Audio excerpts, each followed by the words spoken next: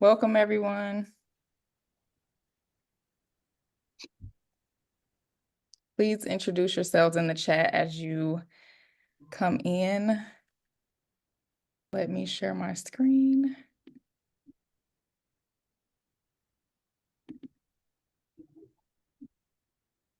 Can you all see my screen? Okay. 1 second.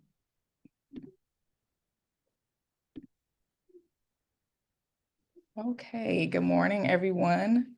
Thank you for being here today for this webinar. Today's webinar is focused on housing solutions to homelessness. My name is Tiffany Connolly. I am program coordinator at the Institute of Global Homelessness, and I will be helping to moderate today's webinar. We're going to start off with a few housekeeping items. Today's webinar will be recorded, and we will share the recording in follow-up communications via email, and it'll be posted on our YouTube channel. For accessibility, we do have Spanish interpretation, so our lovely interpreter, Letty, will be interpreting from Spanish to English and English to Spanish to help you follow along. We also have a captions function that you can turn on so you can see everything that's being said will be typed in the transcripts that also help you follow along. Please utilize the chat to introduce yourselves, make commentary, and share your ideas throughout the presentations. You can use the Q&A function at the bottom, which is a bit different from the chat section, to submit your questions for the Q&A segment at the end of the webinar. And today's agenda will go as introductions, panel presentations, and then Q&A segment at the end. Let me see. To stay connected with us, you can email us if you have any questions or suggestions regarding today's webinar. We welcome feedback always. You can follow us on Twitter at IG Homelessness. You can find us on LinkedIn as Rough Institute of Global Homelessness, and you can access this recording and recordings of previous events on our YouTube page, and we are Institute of Global Homelessness on YouTube. And then to introduce our lovely panel today, we have our colleague Debbie McGraw from the Canadian Lived Experience Leadership Network. Debbie is a practitioner, advocate, and activist who has worked for many years throughout Canada since 1995 to help to end poverty. She is co-founder of the Canadian Lived Experience Leadership Network and housing case manager team lead at the Salvation Army Crossroads in Saskatoon. And our other colleague, Ignacio Eissmann from CISCAL. He is co-founder of Corporación Movila, an organization dedicated to developing programs to overcome homelessness in Chile. And he is also co-founder and executive director of CISCAL. They will be speaking today. And myself and my colleague Lydia Stazen, who is executive director of IGH, will be moderating and facilitating, and our lovely interpreter Letty will be interpreting Spanish today. And just a few acknowledgements. Although racism may look different throughout the world, we see an undeniable correlation between racism and homelessness. We recognize that homelessness disproportionately affects Black and Brown people throughout the world and other historically marginalized groups due to systemic racism. And IGH is committed to actively working to counter racism and inequities in the homelessness sector.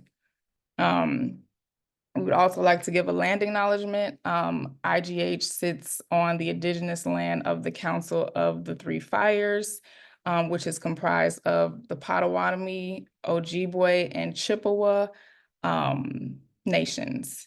And we can share this link if you would like to actually learn which land you sit on.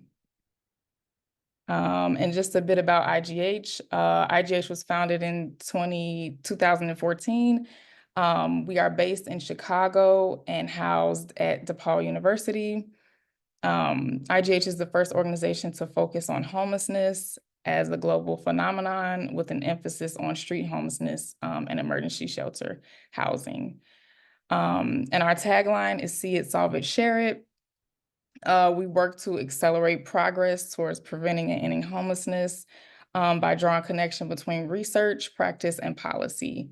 And our 3 buckets of work are advocacy for international homelessness policy, focus on definition and measurement, partnership with cities and countries who are working to actively solve homelessness, and convening with other practitioners and organizations to exchange knowledge about proven policies and practices.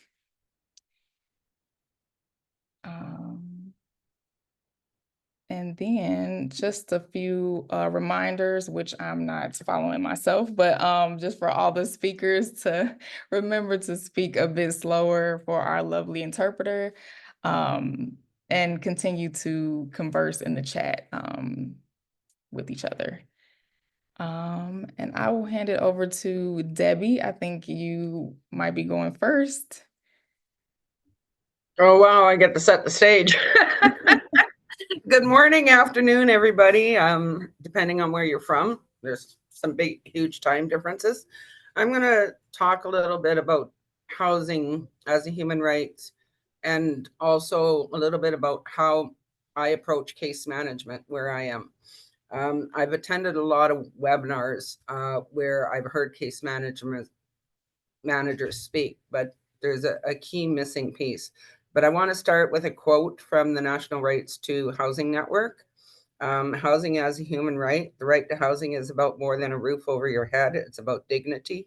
It's about the well-being of the person. It's the core right and principle that our housing and homelessness laws, policies, and programs should be built upon. And that's a quote from Michelle Bliss and Sahar Raza from the National Rights to Housing Network. We all know a home is not just a physical space. It also provides roots, identity, security, a sense of belonging, and a place of emotional well-being. People who are homeless are most often unable to acquire and maintain regular, safe, secure, and adequate housing due to lack of income or an unsteady income. Homelessness and poverty are interrelated. A lot of people don't make those connections. Some of the things to consider with housing. Housing is essential to meet one's basic needs. It's not just 4 walls and a roof. It's a place to call home, to feel safe and secure. So how do we do this? There's a misconception out there that anyone can be housed in any type of housing. And this is far from true. A one-size-fits-all approach to housing will not work. It's about adapting to the individualistic needs of your clients. As housing case managers, we must think outside the box, determining what type of housing is the right fit. For example, there's various types of housing: public housing, low-income housing, supported transitional mental health group homes, harm reduction, and seniors, as well as care homes. Where do your clients fit in those, in that category, and what's going to be the right fit for them? The goal is to find the long-term stable housing, ensuring that a continuation of the right supports is in place so people can remain housed and pursue a happy life. Without this, we are setting clients up to fail, and that we don't want to do. What are some of the barriers our clients face? Awareness of rights and responsibilities, difficulty navigating the systems, the disparity between public assistance levels and market rent costs, the lack of support for those with addictions and mental health problems, inaccessible complaint resolution processes, the need for landlords to improve property maintenance and pest control, lack of affordable, accessible housing, and landlords refusing to rent to those on social assistance. And there's many more barriers. These are just touching the surface. So I'm going to go into case management and the process I use. There's an intake process. We do an intake with every client that comes through our door. With the Salvation Army, I carry a caseload of 75 people, plus our 2 transition houses, I oversee them. The intake process is really key to being able to assist our clients. So it's up to the individual organizations to create an intake process that works for them. But the key factors in that intake process that you need to be looking for are, do they have our ID? What is their rental history? Where have they been staying prior to coming to our shelter? Past evictions, source of income. Do they have any legal issues, outstanding charges? Parole? Are they on parole? Are they on probation? Do they have any conditions? Health issues, including mental health, medical addiction, medical problems, addictions, drugs, and or alcohol. And very important to get the name of an emergency contact. I've created a sheet for our intake packages that goes on the very front page. And the first section of the sheet is doctor, psychiatrist, social worker. The second section of the sheet is other supports that they may be working with, if they have a mental health outreach worker, social worker, that kind of thing. And the bottom part is emergency contacts. We've had incidents here where, before I started this position, where somebody had got hit by a truck and we couldn't find any emergency contact information for that client. So that is imperative to make sure you have it. If they can't, if a lot of our clients are distant from their family and don't want to give a family name, if they're not willing to give a family, just ask them for the name of a friend that knows a family member. There's always ways around doing these things and stuff. So once you've completed your intake with them and you've gotten all your information, part of it too is knowing how to ask more questions around their answers to get the information you need. And you need to be able to assess them while you're doing your intake. Because that assessment piece, that assessment tool is key to determining what kind of housing that they need. Should they need a mental health group home? Okay, so what is the next step? Is we call our mental health supports. We have them come in and do an assessment to see if they qualify for a mental health group home. It's getting the assessments done prior to housing people to make sure they qualify for seniors housing, mental health housing, whatever case they may be. Will they survive in public housing? Can they qualify for low income housing? And so it's as a case manager, you need to be able to assess that. You need to be able to get the assessments done required to find that stable long-term housing. And then once you've got that assessment done, then you start your housing search. You know, there's a process to mental health group homes. There's a process to seniors housing. We're seeing an influx of homeless seniors here. It's ridiculous. We've got 8 senior citizens in our shelter right now who are homeless. And a few months back, we had one that was 92 years old, and he was homeless and staying in our shelter. If they don't have ID, this is also one of the first steps, is we help them apply for birth certificates, we help them apply for health cards, and we help them apply for provincial photo ID because these are needed to get them housed. Another part is, oh, I lost my train of thought there for a minute. Sorry. I want to talk a little bit. Case management. It's a process that assesses plans, implement, coordinates, and monitors options as well as services required to meet the client's health and human service needs. Case management, intake needs assessment, case plan, action plan, advocacy, eviction prevention, evaluation, and monitor and tracking clients. We have an outreach team. Every time we house somebody, we have an outreach team that checks in with them once a month for a year after they're housed. Case managers are knowledgeable and sensitive to cultural and ethnic diversity, and you need to know who your cultural supports are. We deal with a lot of Aboriginal folks, so we need to know who's out there that we can send referrals to. that kind of thing.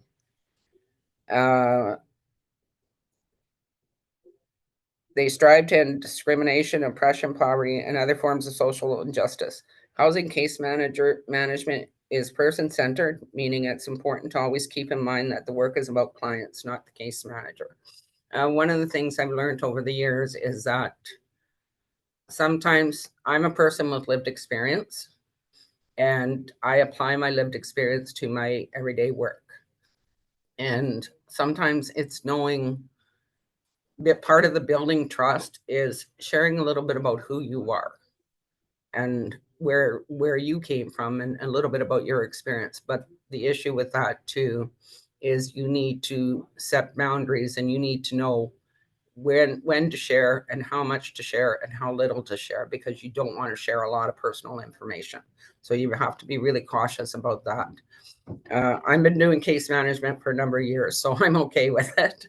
But it's a lesson that's really important, and that's part of what builds their trust and helps them, open up more to you and stuff. When implementing a case management program with you in your organization, and I mentioned this earlier, you have to adapt it to your organization. To work, and it should work within the parameters of your organization. Then, depending on the organization, also means determining how many case managers do you have and what size caseloads can those case managers take on, because you don't want to overwhelm them. So you need to be aware of those things.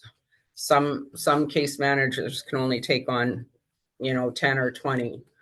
I have a team of 3 other case managers, so we carry the caseload of 75. And but we share our caseload, and we share, if I'm not here and one of my other case managers is here, we have a communication book that we will put information in on what we reached on with a certain client, so that we're all on the same page and we all know what's going on and stuff. The one thing that's really important too in case management is that when they're telling you their story, you may not believe their story, and you may not want to believe it, but you have to remember that that is their reality. And I've seen case managers where they know that couldn't happen, that kind of thing. We don't want to take that kind of approach. We want to listen to them, we want to hear them, and we want them to know that we understand where they're coming from, and that this is their reality, and we're willing to work with them where they're at. And that's one of the other things, is you have to be able to work with clients where they're at, not where you or someone else expects them to be. And sometimes housing certain people is a slower process than housing others, depending on the assessment process, right? And the assessment need.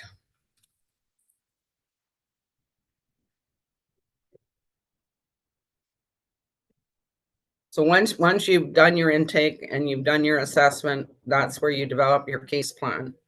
And that the case plan is what provides direction in finding out where the barriers may be to housing insecurity, and will enable you to move forward in assisting your client.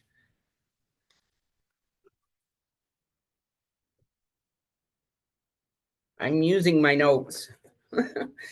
One of the other important pieces about case management is knowing who your community resources are. For example, I'll use CPAS, which is Client Patient Access Services. And I have a contact there who's on speed dial on my phone. It's building relationships with CPAS. It's building a relationship with social workers. It's building a relationship with mental health outreach workers. It's building relationships not just with your clients, but with those resources that you're going to use on a regular basis, so that you can call them. And like CPAS, when I call them, she's here within an hour. I have connections. I'm going to talk a little bit about lived experience. the Canadian Lived Experience Network is a collective of diverse people with lived experience of homelessness and expertise in grassroots organizing, advocacy, mentorship, and peer support. We work to ensure that the voices of people with lived experience are in the forefront of all matters regarding homelessness, to eliminate homelessness and housing insecurity throughout research, policy, advocacy, training, and collaboration. And just to let you guys know, our Canadian Lived Experience Leadership Network, we are recruiting. We're looking for members for our steering committee. So anybody that's interested, reach out and we can bring you on board. We want to diversify our steering committee to be inclusive of individuals with disabilities, immigrants, Black Canadians, gay, bisexual, those kind of things. And we feel right now we don't have enough diversity on that committee. So we're looking to recruit. We're looking to group people in. I'm losing my train again. Sorry. I'm not a professional speaker, so bear with me. So what can be done in terms of lived experience, changing the face of homelessness, is bring the perspectives of lived experience to policymaking tables, change the policies of, I don't know about other countries and provinces, but here our low income housing is 30% of your gross income, not your net income. And that needs to change. That 35% needs to be based on what you take home, not your income before all your deductions. Fill units that are sitting empty. Put funding in place for social housing that includes ongoing supports and case management. Wait lists need to be shortened. Our wait lists are way too long. And find creative and rewarding ways to work around a person's rental history and income barriers. So we developed the Canadian Lived Experience Leadership Network, developed the 7 principles of inclusion. And our tagline is nothing about us without us. And those 7 principles are: bring the perspectives of our lived experience to the forefront, include people with lived experience at all levels of your organization, bring them into your organization, start them at your reception desk and train them to move more until they've got the qualifications and experience to possibly join your board. Value our time and provide appropriate resource supports. Challenge stigmas, confront oppression, and promote dignity. Recognize our expertise and engage us in decision making. Work together towards our equitable representation. Build authentic relationships between people with and without lived experience. And in terms of equitable representation, if you're going to bring a lived experience person onto your board, make sure you're not bringing just one. Bring 2 or 3 so that it kind of evens out the table a little bit and it doesn't look like tokenism. So you want to make sure you're leveling the field a little bit.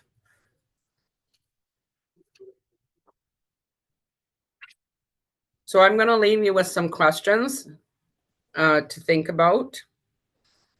What do you think is missing from the broader lived experience conversations or in advocacy spaces that you're a part of? How can lived experience work be a part of achieving justice for our communities, making a concrete difference in housing? How can we build cross-movement solidarity into our shared or overlapping lived experience work? And what is next for you, for your work, and how can we help amplify that? And I'm going to leave you guys with that note. Thank you. Thank you so much, Debbie. That was a great presentation. I love those questions at the end to, sorry, making sure I'm off mute. I love the questions that you posed at the end. Hopefully I can get those questions from you so I can add them to follow-up communication so that we can carry that on, and everyone in the work can think about it more in depth.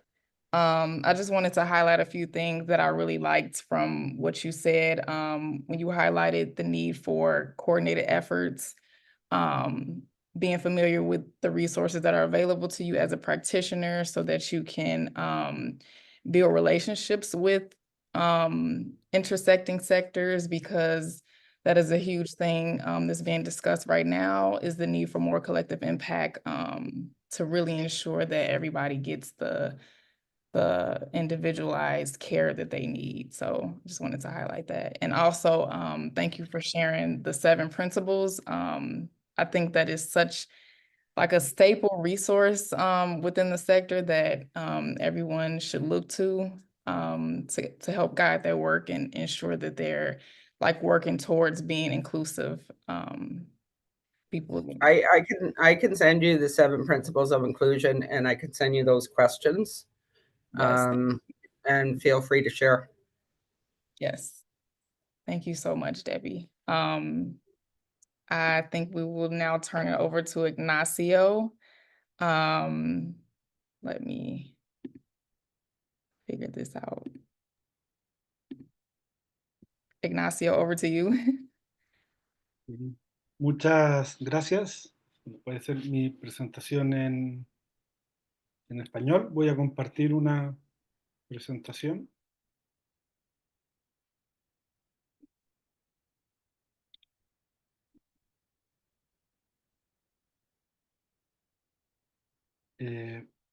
Bueno, primero felicitar y agradecer también la presentación de Debbie, que fue muy inspiradora también, desde su experiencia y la experiencia de su organización. Yo quiero hablar estos minutos sobre las soluciones desde la vivienda que se han implementado en Chile, ¿cierto? Algunas de las cuales también son similares en otros países de América del Sur y puede ser un aprendizaje para otros lugares. Nosotros tenemos una experiencia reciente de política social. No tenemos 20 años de política social, recién comenzaron a implementarse el año 2006 y con un foco en la vivienda recién desde el 2012. Entonces estamos recién aprendiendo cómo abordar estas problemáticas y qué está resultando y qué no, como contexto.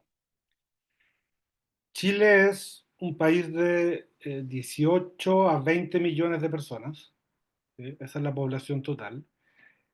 Y de esas personas, oficialmente hay cerca de 20.000 que son consideradas personas sin hogar o personas en situación de calle, como se llama en América del Sur, que es la línea azul, ¿cierto? La línea azul del gráfico.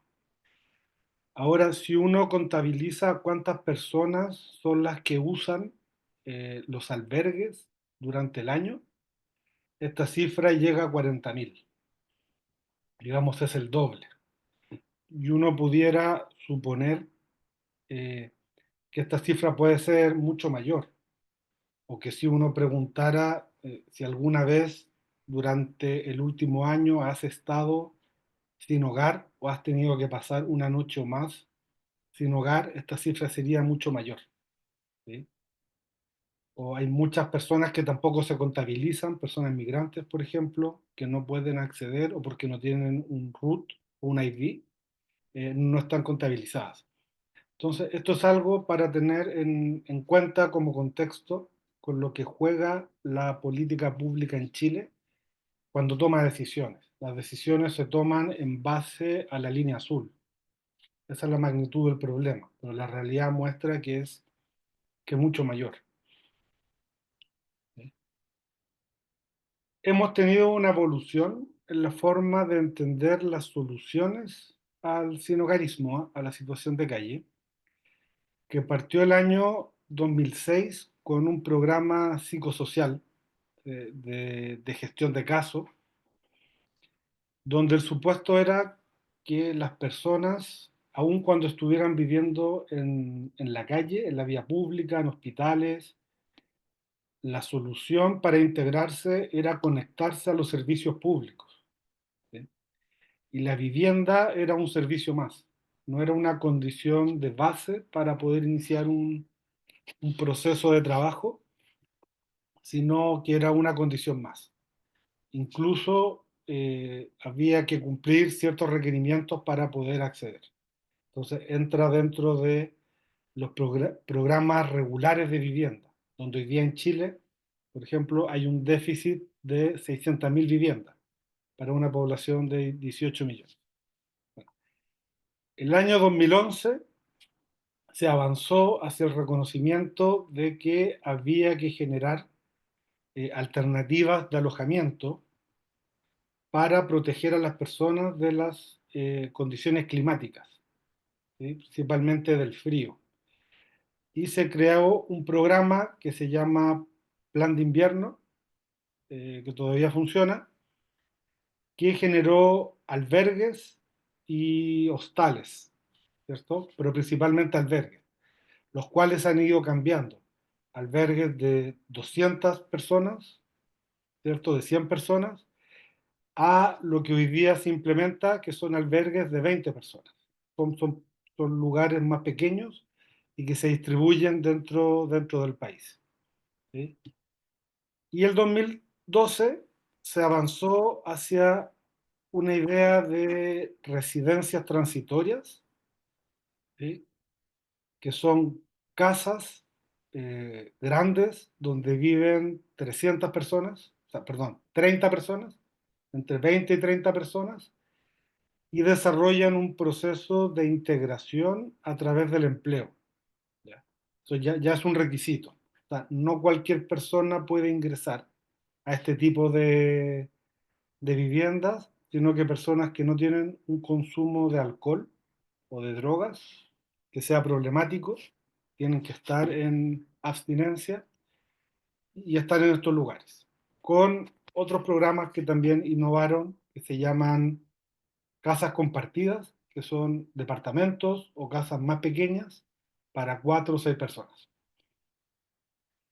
Y el 2019 hubo un auge importante de la filosofía del Housing First en Chile, mirando principalmente la realidad de España, de Hogar Sí, la experiencia que estaban teniendo, y se generó un programa que adapta esta filosofía a la realidad chilena y que ha ido avanzando, ¿sí? Que primero se llamó Vivienda con Apoyo y hoy día se llama Vivienda Primero, que es la traducción literal de Housing First, y que es el programa que hoy día está funcionando y que lo que busca también es que las personas puedan tener primero un acceso a una vivienda permanente en el tiempo, que se puedan adaptar a estas viviendas y a la vida en estas viviendas y que la retengan el mayor tiempo posible y que eso contribuya finalmente a superar, entre comillas, su situación de calle, su sinhogarismo. Y también tiene los pilares de la integración social como algo muy importante, igual que la filosofía del Housing First. Y esto se focalizó en personas mayores de 50 años y que estuvieran viviendo en la calle por más de 5 años. O sea, es un programa muy focalizado y que se relaciona también con el programa de ciudades de vanguardia del IGH, ¿cierto? Es parte de sus compromisos. Como modelo, como filosofía, ha habido un avance importante a plantearnos que las soluciones son desde la vivienda y que tienen que haber estrategias enfocadas en vivienda más integración social, pero la implementación a nivel nacional tiene algunas brechas que hay que considerar. Primero, Chile es un país unitario, ¿cierto? Está muy centralizado en la capital, en la ciudad de Santiago, no es un país federal como Estados Unidos, como Brasil, ¿cierto? Entonces todas las decisiones son desde la capital y desde ahí se implementa. Y geográficamente es un país muy diverso también, que tenemos el desierto en el norte del país, ¿cierto? Y la zona austral, ¿cierto? Muy fría, muy parecido a ciertos lugares de Canadá, del norte de Estados Unidos. Entonces, muy diverso también para entender cómo es el sinhogarismo. Los programas de refugio de emergencia funcionan en todo el país, ¿cierto? Hay por lo menos 1 o 2 albergues, pero el resto de las soluciones funciona de manera focalizada e incluso incompleta. Entonces, el alcance que tienen estos programas son parciales. Y hay zonas como la capital o como ciudades con gran cantidad de población, donde logran implementarse un número importante de programas, pero otras donde no hay nada, ¿cierto? Y las personas que están experimentando situación de calle solo cuentan con apoyo psicosocial y con refugio de emergencia algunos meses al año, que es el invierno chileno, que es el verano del hemisferio norte. Esos meses es cuando funciona ese programa. Entonces, otra forma de verlo es con la, ¿cierto? La especialidad que hay. Cuando uno habla de regiones, el país está dividido en regiones, el equivalente a un estado, son lugares donde hay programa psicosocial, albergues, rutas, son vehículos que transitan por la ciudad entregando alimentación y abrigo, donde están estas residencias para 20 personas, estas casas para 4 o 6 personas, lugares de día para que las personas puedan estar, y viviendas bajo el modelo Housing First para esta población particular. Otros lugares donde solo hay programa psicosocial, otros programas donde solo hay programa psicosocial y albergues, y lugares donde hay uno de estos programas, pero no todos. Entonces no se logra funcionar como un sistema de programas, ¿sí? Alguien del albergue no puede pasar a una residencia porque no hay, o postular a una vivienda personal porque no hay, ¿sí? Eso solo ocurre en algunos lugares que es donde se logran mejores resultados, ¿sí? Esto lo digo solo para mostrar los vacíos y los puntos altos que hay en el desarrollo de estos programas en Chile. Otra forma de verlo es eh, pensando en ejes. Si uno ve situaciones que van desde vivir en la vía pública, vivir en la calle literalmente, a vivir en una vivienda adecuada, y otro eje que mira la integración de la persona, que está muy incluida en las instituciones sociales, en la comunidad, ¿cierto? En los distintos espacios donde puede participar, a una donde está muy excluida. Nuestros programas se ubican tienen distintos focos, ¿cierto? La adaptación de Housing First opera o busca operar integrando a las personas y acercándolas a una vivienda adecuada, donde son parte de comunidades, de la comunidad del edificio donde viven, pero también de otros espacios de participación del territorio donde viven, ¿sí? Versus los albergues, que siguen siendo edificios que están en contextos de situación de calle y que no tienen mayores vínculos de integración con otros espacios. Entonces, uno, al menos conceptualmente, los puede eh, situar en espacios de exclusión, aun cuando se resuelve el problema del alojamiento, pero no se está integrando. Y las viviendas transitorias, ¿cierto? Que sí logran niveles de integración, pero sin dar una solución de acceso a la vivienda, ¿sí? Son lugares donde cualquier decisión depende del Estado o de la organización que está a cargo de esta residencia. Una ONG, por ejemplo, o una municipalidad. Si complejizamos un poco más esta figura, pero sí que se entienda, uno pudiera separar o distinguir personas que tienen dependencia severa, que necesitan cuidado, ¿cierto? Sobre todo personas mayores que necesitan apoyo médico, de enfermeras, ¿cierto? O de manejo de medicamentos, cualquier dependencia, ¿cierto? Hasta manejar una cocina, ¿cierto? Manejar el gas, el fuego. que implica cocinar, a personas que son autónomas funcionalmente, porque pueden desenvolverse en la vida diaria sin este cuidado. Todos nuestros programas están orientados a personas que son autónomas funcionalmente. Y de hecho es un requisito. Eso hace que tengamos un vacío que se puede representar en todos esos cuadrantes en blanco con personas a las cuales no podemos apoyar o integrar estos programas adecuadamente, ¿sí?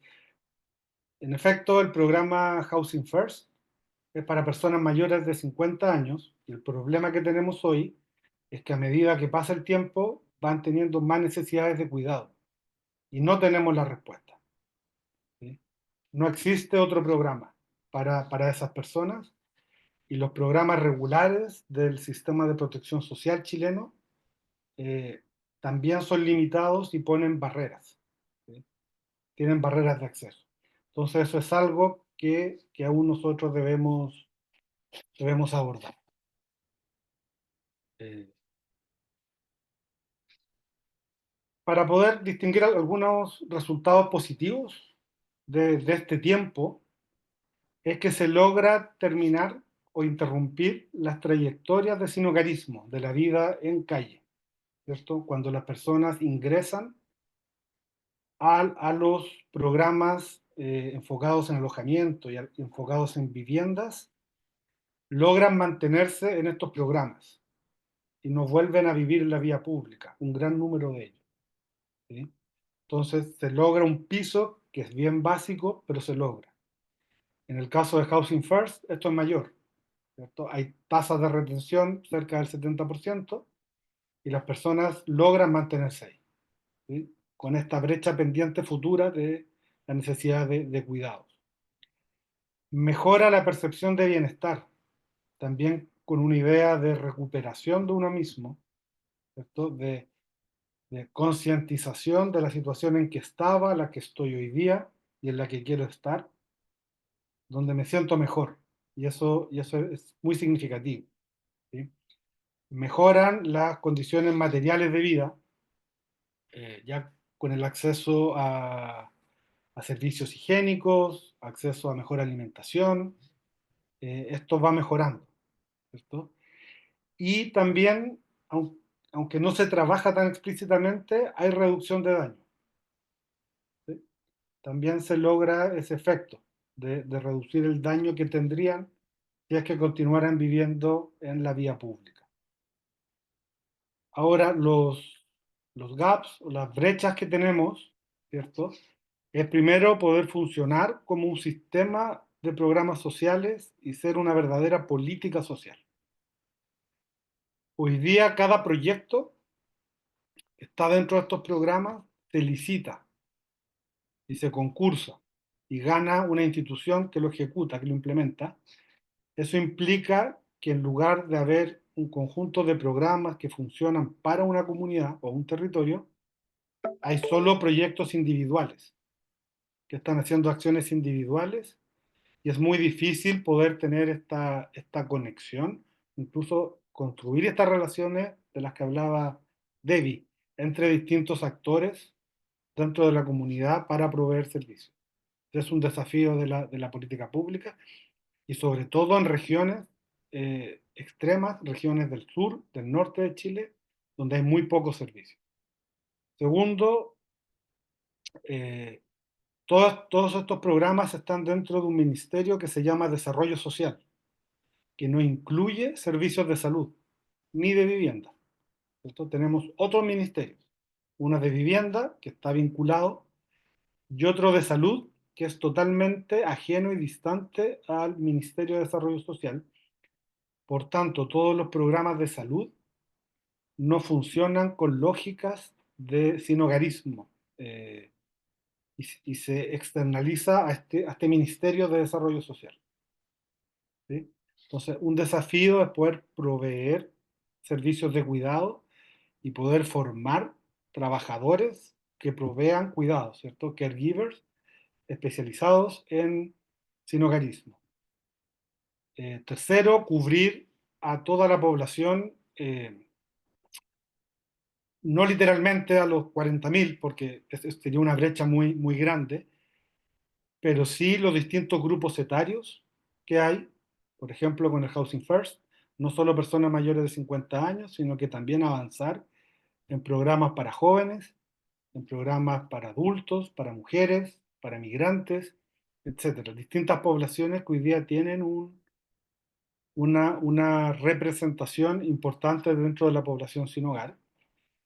Y cuarto, funcionar con evidencia, tomar decisiones de política pública en base a evidencia. También estamos muy lejos hoy día de eso, ¿sí?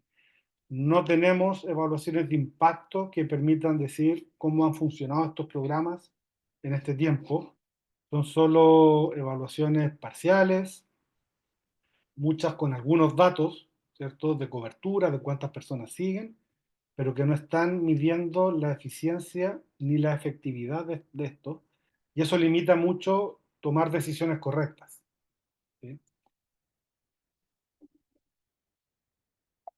Y finalmente, un desafío muy grande es poder avanzar en el trabajo de incidencia, de advocacy, ¿sí? Y avanzar específicamente en construir política pública, programas y leyes a través del trabajo de incidencia, ¿sí? Nosotros miramos con mucho optimismo y con mucha alegría lo que pasa afuera, ¿cierto? El mismo trabajo que hace el Instituto Global Homelessness, lo que hace la ex relatora Leilani Farhad con su movimiento de Chief, ¿cierto? Desde Canadá, ¿cierto? Y lo que promueve Naciones Unidas, pero no tenemos ese trabajo en Chile, ¿cierto? El trabajo solo se reduce a reuniones con agencias de gobierno para conversar de lo que pasa, pero no hay un trabajo de incidencia real que hay que avanzar. Y con esto me refiero a promover leyes que efectivamente protejan a las personas y garanticen derechos. Los últimos 3 años en Chile estuvimos discutiendo sobre el cambio constitucional, una nueva constitución, la anterior, bueno, que es la actual, que se mantuvo, es la que se generó durante la dictadura militar de Pinochet y queríamos cambiarla. Y en ese proceso, que no llevó a nada, por cierto, pero en ese proceso no existió ningún movimiento desde la sociedad civil por las personas en situación de calle, ¿cierto? Hubo movimientos por la defensa de los animales, por la defensa hasta de la bandera nacional, pero no hubo ningún movimiento que recogiera firmas y presionara por incluir, digamos, algo, alguna norma constitucional respecto de la situación de calle. Involucrar el trabajo legal, litigar casos, ¿cierto? Es importante. Por ejemplo, en el tema de justamente a esta misma hora, eh, por temas de migración, unos colegas están en la Corte Interamericana, en Washington, D.C., demandando, denunciando al Estado de Chile por incumplimiento, ¿cierto?, de acuerdos de respeto a los derechos humanos y de refugio, ¿cierto?, en la Corte Interamericana. Nosotros también debiéramos llevar casos de vulneración de derechos, de no acceso a la salud, por ejemplo, agotar las instancias legales en Chile o en cualquier país y llevarlo a otras instancias para poder generar, digamos, este efecto. Hacer advocacy, ¿cierto?, por políticas, por la creación de agencias que se propongan terminar con la situación de calle en Chile y también garantizar los derechos humanos principalmente. Hoy día la migración se está volviendo uno de los principales problemas también en Chile y también personas a las que más se vulneran sus derechos. Y muchas de ellas están llegando a Chile y están quedando en situación de calle y vienen, ¿cierto?, en situación de calle, por ejemplo, desde Venezuela, durmiendo en carreteras, durmiendo en cualquier, digamos, espacio, y al llegar a Chile siguen en plazas, en carpas o en albergues, y están fuera de cualquier programa, ¿sí? Entonces, también debiéramos movernos hacia allá y hacerlo colectivamente. Esto también es un esfuerzo que se está comenzando a hacer a nivel latinoamericano a través de distintas organizaciones, ¿cierto? Personas. CISCAL, que es una nueva fundación, trata de promover estos encuentros para poder desarrollar este tipo de espacios. Que me parece también, y para cerrar, que es un desafío grande y que debiera ser global, y que debiéramos juntar experiencias y, bueno, y hacerlo. Y aprovechar con eso de agradecer también este tipo de espacios como este webinar que nos permiten poder contar esta experiencia, conversar en nuestro propio idioma, que para nosotros también es muy, muy importante. Eh, Así que eso, muchas gracias y eso.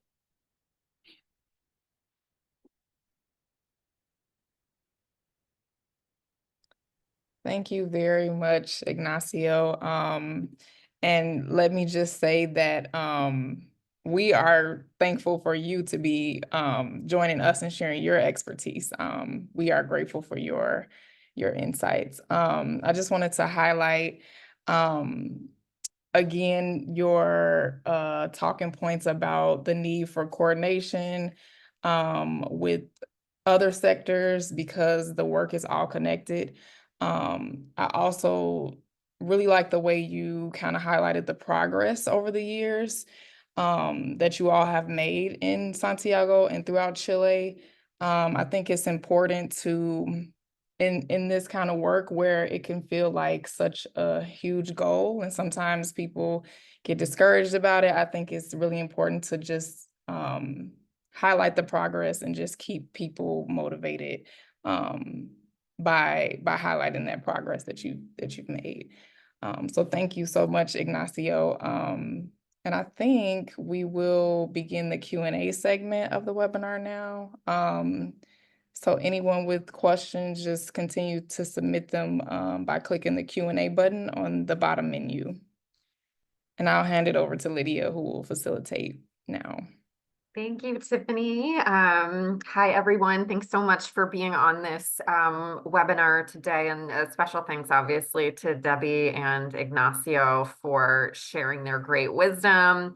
And also to you, Tiffany, for coordinating this webinar. I know there's a lot that goes on behind the scenes, so thank you for that work.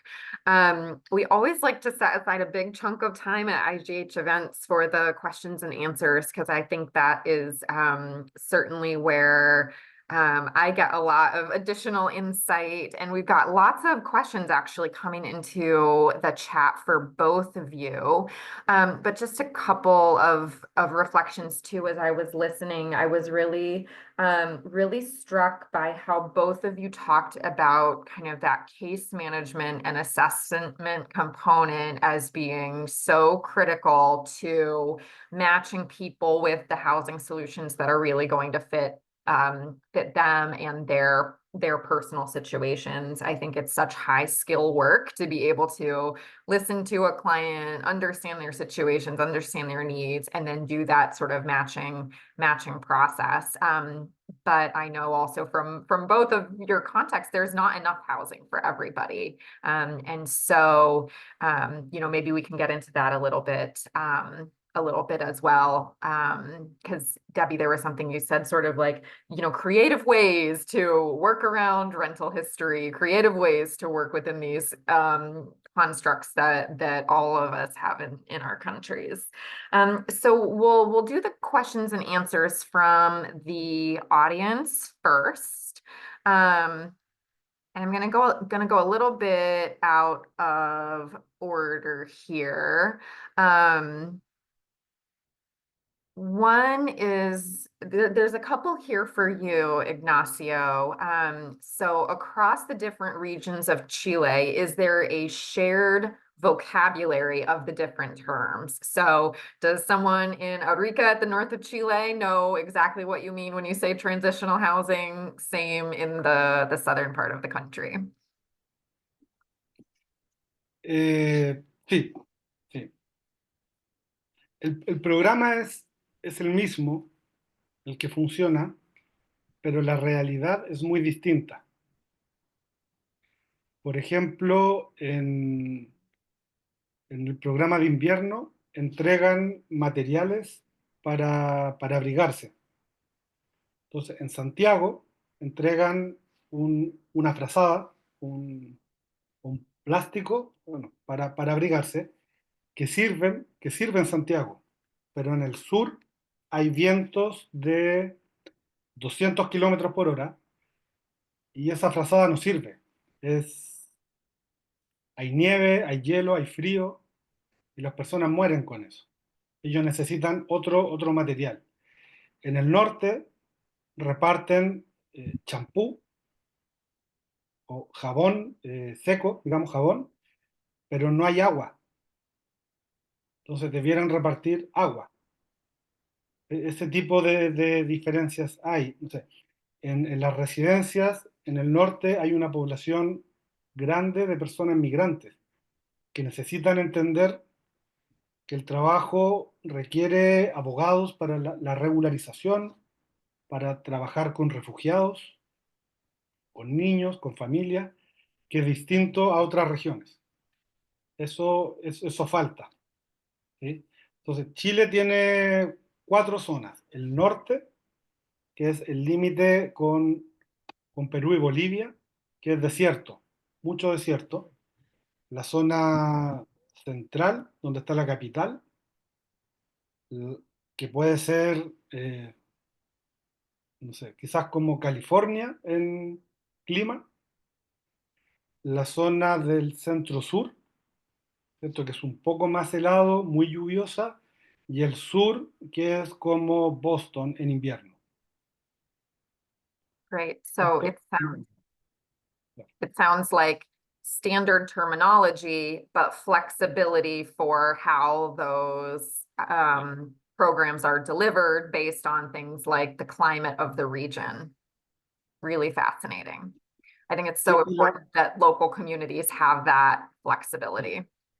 y la distribución geográfica en Santiago, estamos todos juntos, no hay distancia entre comunas o municipios o little town. En otras regiones las ciudades están muy separadas. Hay mucha distancia entre comunas o ciudades. Entonces, 2 albergues que están en 2 lugares distintos no funcionan para que una persona vaya a uno u otro. Se necesitan en cada lugar, que es distinto cuando están juntos. No sé si me explico bien, pero eso también es importante entender. Great. Yes, I think you explain yourself very well, Ignacio. Thank you. Debbie, I'm curious from your perspective there in Canada as well, how does the terminology differ across agencies, across programs, and does that create, additional challenges to helping move people into the kind of housing that they need? The terminology pretty much is the same across Canada for shelters and transitional homes, etc. There are different terms that we use in our different styles of case management that other case managers may not use. So I think it varies from city to city and from case manager to case manager. Yeah, great. But the overall terms that are used are pretty common across the country. Mm-hmm. There's also a couple different questions around mental health and substance use services. And Debbie, I'll send this one over to you first. What are some of the best practices that you use in terms of helping people who are dealing with substance use issues and getting them into housing or helping them sustain that housing? We have some landlords here that are okay with people that use, depending on the landlord, because a lot of them only care about the money. We do have 2 buildings in Saskatoon now that are harm reduction, and but their wait lists are forever. But we do have some landlords that are willing to take people. But if if they do, then it's about navigating with social services to ensure that the rent is being paid either by what we call direct rent, where social services is directly paying the rent to the landlord, or they go on the trustee program. Our income assistance program changed and they took away direct rent for our CISCAL clients. Our disability clients who are on the disability program can still do direct rent, but our income support program, there's two different programs, they can't do direct rent anymore. So it's about navigating with social workers and advocating for the client to have direct rent. Mm-hmm. I think that you found some unicorns then, landlords who are willing to have people use substances in those homes. I think, can you share, Debbie, just a little bit about what harm reduction means, just in case our audience isn't totally familiar with that? Well, here harm reduction is, places you can live where you can use safely and you can use as often or as little as you want, but you can do it in a safe, healthy environment. We do have, one of our organizations here has a safe consumption site where people utilize quite often. But I think we're the only province in Canada to have that. We're the only city in Canada to have that safe consumption site. There might be a couple in Ontario, I'm not sure. But we do have some landlords that are, they don't care, right? They just want their money. Mm-hmm. So if we can navigate, but the other option too is, are they willing to go to treatment? If they're willing to go to treatment, we'll do treatment applications. We'll do treatment referrals. If they're not willing, then we'll look at housing that we know we can stabilize them in. And we'll look at the landlords that are okay with that. And I think that's an important point to bring out too, is the connection between, the harm reductions and allowing places for people to use in ways that can reduce the harm, but also providing those pathways to the treatment when they're ready. And the readiness piece, I think, is really important as well, because we know from the research that when people are required to go into those programs or mandated to go into those programs, they don't have the same outcomes as when people are really feeling ready to tackle that problematic substance use that they have. The difference between our harm reduction buildings and our landlords that don't mind taking people who use is the fact that our harm reductions buildings have full-time staff. Whereas if you're in your own apartment, there's no staff on site. So if something happens, the circumstances could be a lot worse. Yeah. And that the other thing too is a lot of when you combine the addictions and the mental health, and they go into mental health psychosis or drug-induced psychosis, sometimes that gets pretty serious, and we have had to go to court and request mental health warrants if they're because that's the only way to get them into treatment or get them into our Dubé Center, which is our psych center, to be treated and to be actually diagnosed, because a lot of them are undiagnosed and do have mental health issues, but they're not diagnosed. Yeah. So if they're a harm to themselves or others, we have gone to court, and you just got to know the process to get a mental health warrant.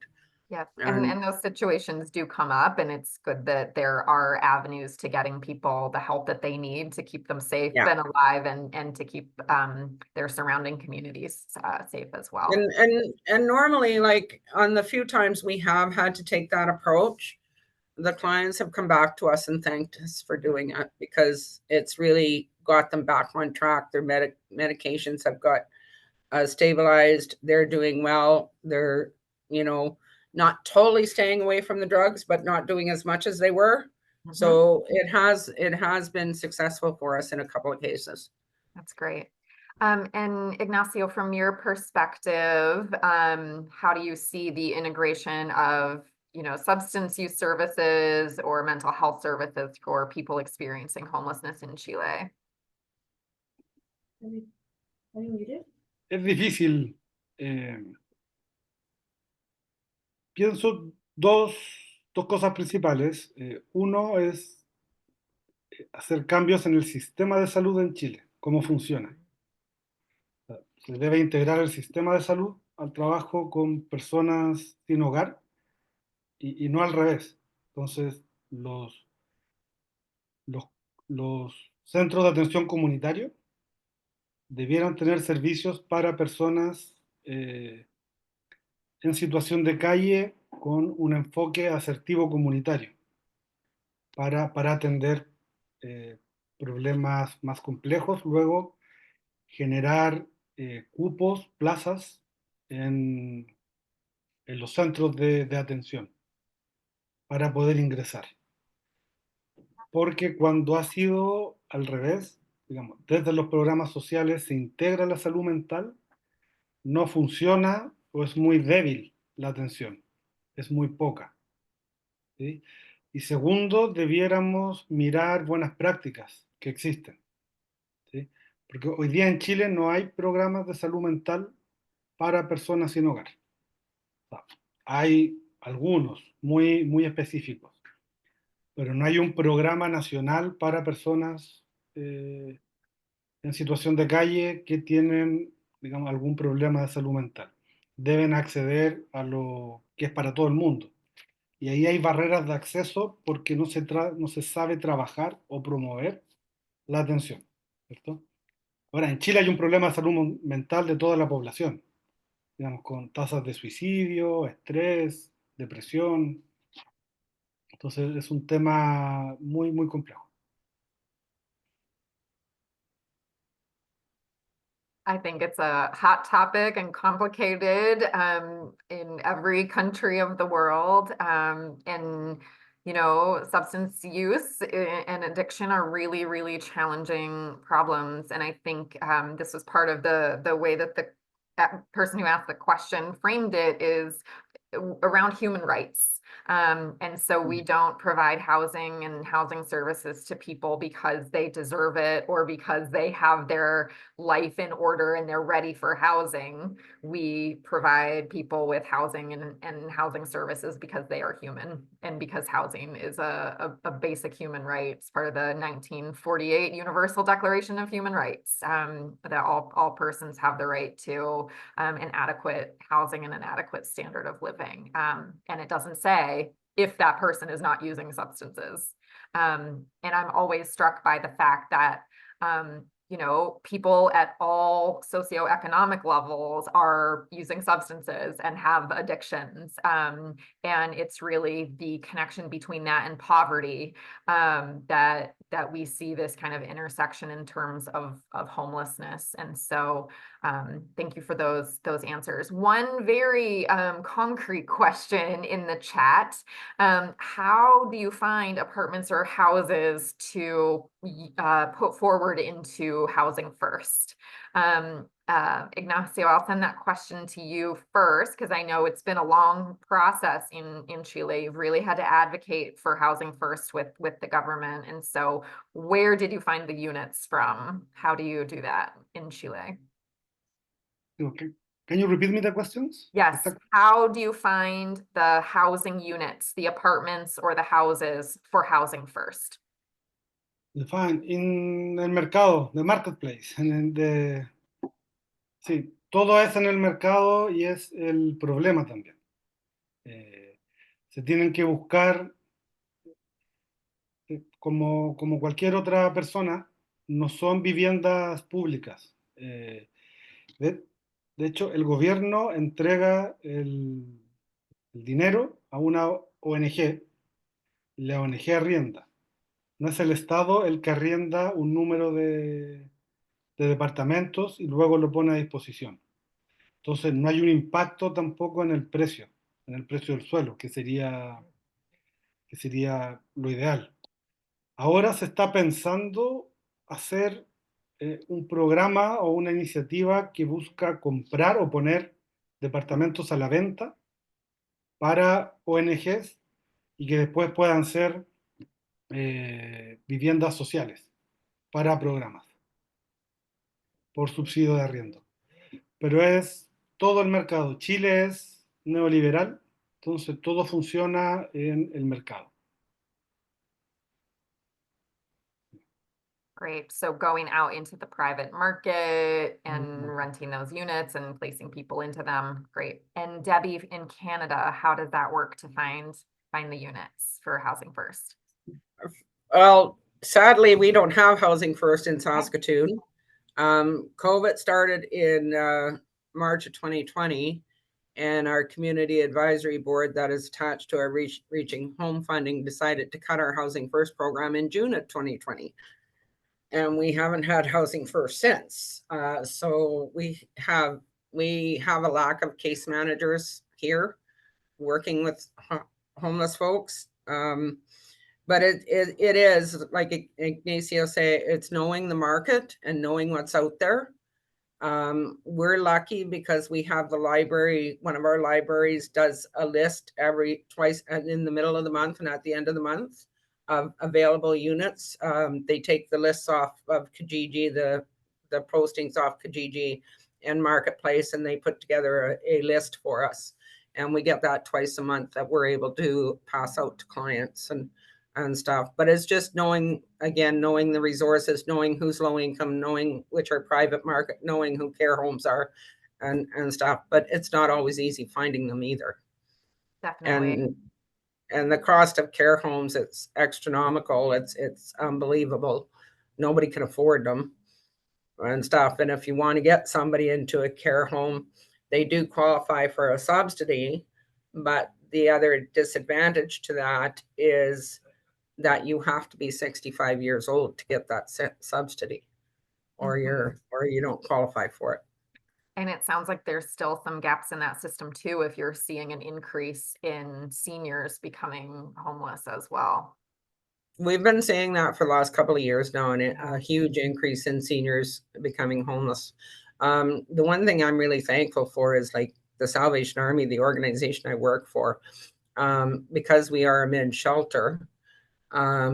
We have a nurse practitioner on 2 days a week. We have a doctor on 1 day a week. We have just starting new. We have an EMT that will be starting working evenings 3 nights a week. So we have medical services available for our clients, so that because they don't have bus fare. We do give out bus tickets, but they don't have, especially if they're disabled, they don't have the means to get to doctors, to get to appointments, to get to things. So we provide a lot of those sources on site. We also have a full-time on-site social worker that we work very closely with. Great. That kind of holistic case management wraparound services to help serve people at their point of need, but then stabilize them for kind of their transition into housing. Debbie, a question around lived experience. Lived experience is not a monolith. Everybody has their own journey into and out of homelessness, and the way it impacts people is so individual.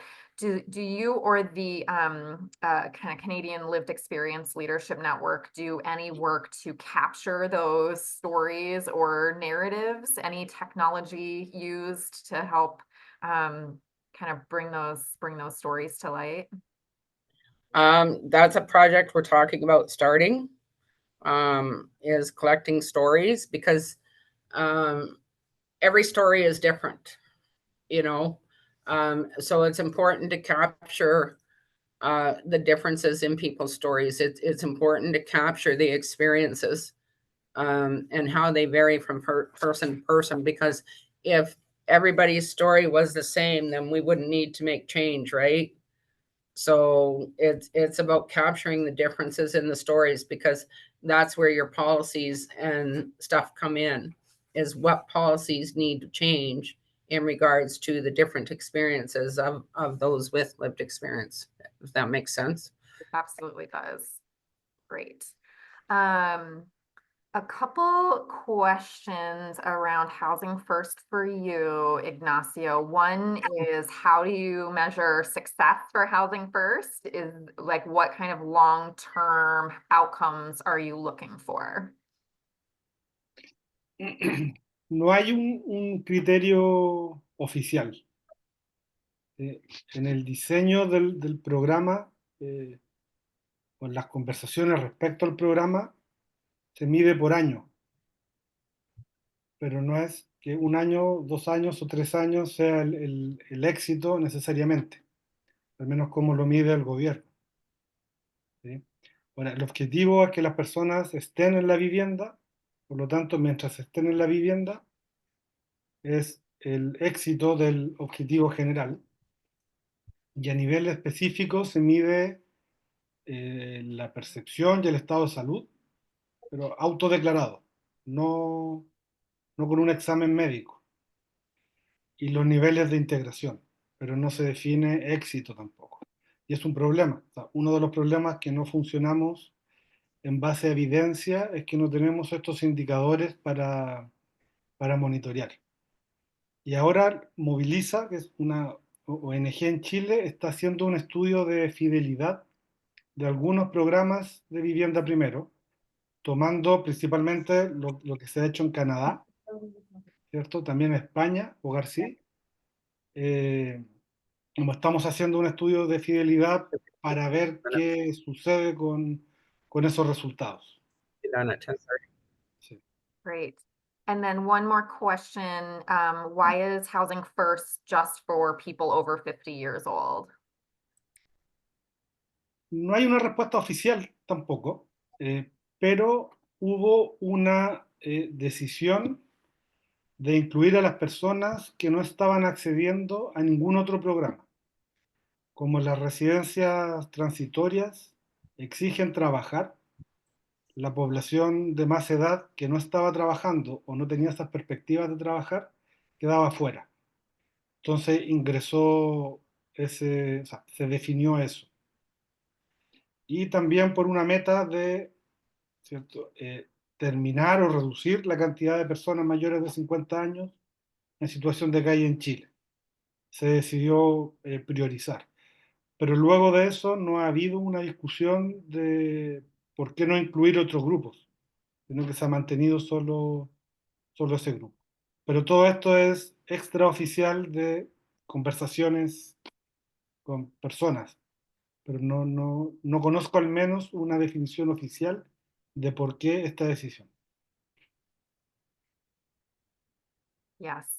And all of us are working in resource constrained environments, and sometimes certain populations get prioritized over others. It's not always clear why those decisions are made, but what's clear is there isn't enough housing, there isn't enough case management, there aren't enough of these programs to go around. And so it's why, one thing I appreciated about both of your presentations is that strong call for continued advocacy, and rooting that advocacy in the types of policies and programs that we know are effective at addressing homelessness. Great.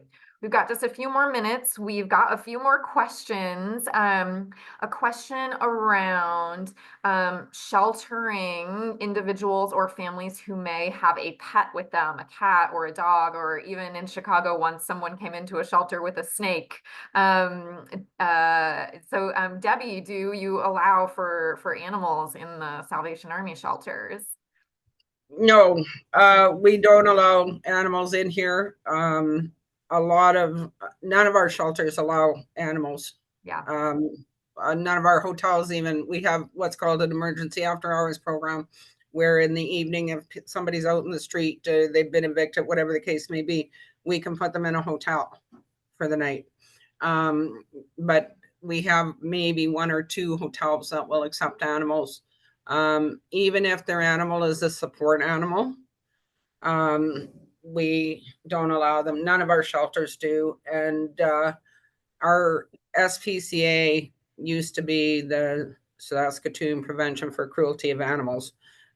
Used to have a program where if somebody did have a pet and they ended up in a shelter, then the SPCA would take their pet and keep it for 30 days and look after it. But they cut that program, which we found left a huge gap because a lot of our homeless, I mean, let's face it, a lot of the homeless, their only friends are their pets, and that's their support animals, whether they're registered or not. So it's sad that they don't accept them, but no, we don't have anywhere here that does. Yeah, it's challenging. It adds another layer of, you know, skill and service that's needed. And so it's a reality that it can be very difficult to provide those options. And at the same time, we know that's a barrier to engaging people in services and shelter. So it's challenging. I just want to mention, it's like Ignacio said, there's such a lack of services, right? And such a lack of programs. So as case managers, we need to be creative. We need to think outside the box. We need to know the resources that we do have and utilize them as much as possible. Yeah. Utilize them to the hilt if you have to. Debbie, James is asking if you're happy to have your contact information shared so he can follow up with you about volunteering. Absolutely. Okay, so we'll make that connection. Tiffany will make a note and connect Debbie and James. And then one last question, which I really like for Ignacio. What about informal housing? And is informal housing included in the estimates of homelessness? Impactaría de todas maneras, pero no se considera la estimación. No se considera. Y hay muchas situaciones, personas migrantes, mujeres, por ejemplo, que están en lugares informales y alternan con albergues, pero no son consideradas. O los campamentos, que hay muchos campamentos en el norte de Chile, por ejemplo, las personas ingresan por la frontera sin pasar por controles de forma irregular, directo a un campamento. Entonces, el Estado de Chile no sabe que esa persona existe y que está viviendo en Chile. Pero están, y son lugares que están creciendo, que son visiblemente grandes, entonces aumentaría. Aumentaría, si eran 40.000, aumentaría a 50.000 probablemente en Chile. Mm-hmm. Yeah, we for IGH's definition of homelessness, we certainly include informal settlements as a one type of homelessness, and it is a really difficult one to measure and to quantify. So these are topics we think about all the time, but that does take us right to time, right to the end of our webinar. Huge thanks to everyone who joined us today, for sticking around, for asking such great questions. Ignacio and Debbie, we can't say thanks enough for your participation and sharing your experiences. And I always love a truly global, you know, conversation. And I don't know why it still surprises me in this role, but the work is so similar around the world. And we may have a concept of Canada as being a wealthy and well-resourced country, which it is. And yet, Debbie, you're still dealing with challenges like having the Housing First program dismantled. And, you know, Ignacio, same for you there in Chile, having to work so hard to advocate for additional types of housing and services for people. So we are all in this fight together. The work is the same. Thanks again to Tiffany for coordinating this, and a huge thanks to Letty, our Spanish interpreter, doing yeoman's work to make sure that the language and the concepts are translating and coming through on both sides of our Spanish-English divide. So thank you, Letty. Huge thanks to you. We will be posting the recording on our YouTube page within a couple of days, but we will send around an email to everybody who signed up so that those links and additional resources will be there. So thank you, everyone. Have a great rest of your day, night, evening, wherever you are in the world. Take care. Thank you for having me. Thanks, Debbie. Thank you. Take care. Bye-bye. Bye.